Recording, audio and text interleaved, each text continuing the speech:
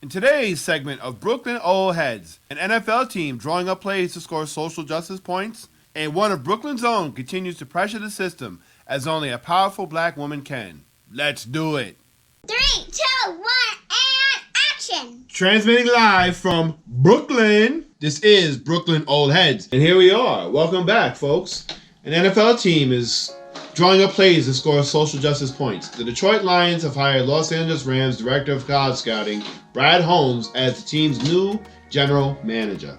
Holmes is the second black general manager in team history, following Martin Mayhew, who was the team's general manager from 2009 to 2015. The Lions interviewed at least 12 people for this vacant position, including their 3 internal candidates and 4 general managers. The Rams will become the first team to receive 2 third-round compensatory draft picks as part of the NFL's new hiring initiatives, revisions to the NFL's Rooney Rule. These changes are aimed at incentivizing teams to develop minority head coach and front office candidates. Yep, because in 2021, while we were at the pinnacle of human advancement thus far, we still have to go the extra length to help people overlook skin color in their hiring practices. Holmes initially interviewed with the Detroit Lions virtually on January 6th and then again in person on January 13th. Holmes is a North Carolina A&T grad where he majored in journalism and mass communication. He has also spent his entire professional career with the Rams. Stay with me here. We building a vibe. Holmes began his journey as a public relations intern in 2003 before moving over to the scouting side and then working his way up to his role as the director of college scouting. Now, he'll be replacing Bob Quinn, who was fired by the Lions in November after almost 5 years on the job.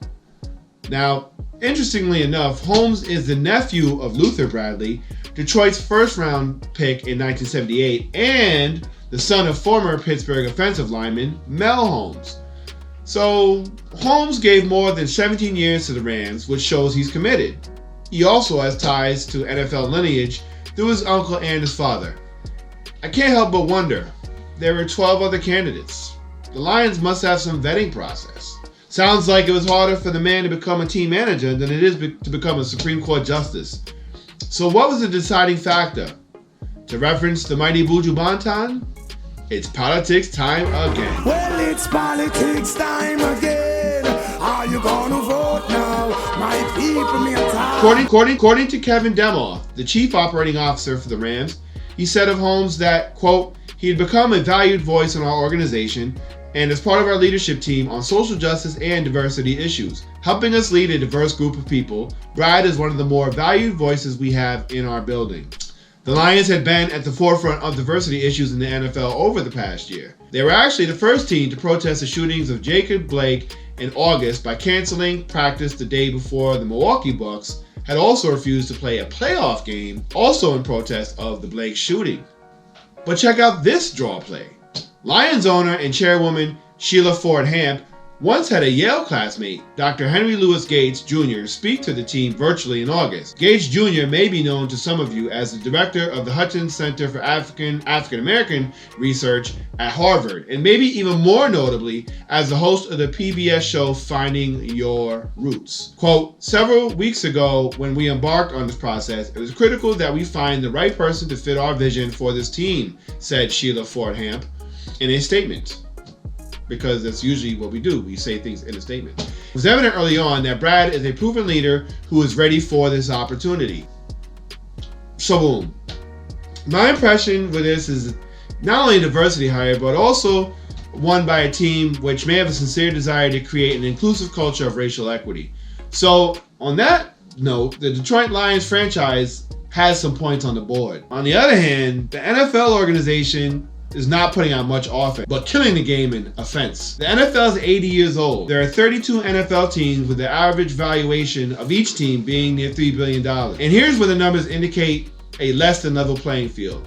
Matter of fact, it looks like a pit. 70% of players in the NFL are black, and yet there are only 4 black head coaches. Only 2 people of color own NFL teams. There's Kim Pegula, a woman of South Korean descent who owns the Buffalo Bills, And the other is NFL owner Shahid Rafiq Khan, a Pakistani-born American who owns the Jaguars. A quick look at the math tells me that a lot of qualified black coaches and managers are getting sacked by the same franchises they helped to make successful. That's a major L for them, black players, fans, and those of us still vastly underrepresented in corporate spaces where we could, of course, excel. And that, my friends, is the issue. 3, 2, 1, and action! Transmitting live from Brooklyn, this is Brooklyn Ole Headz.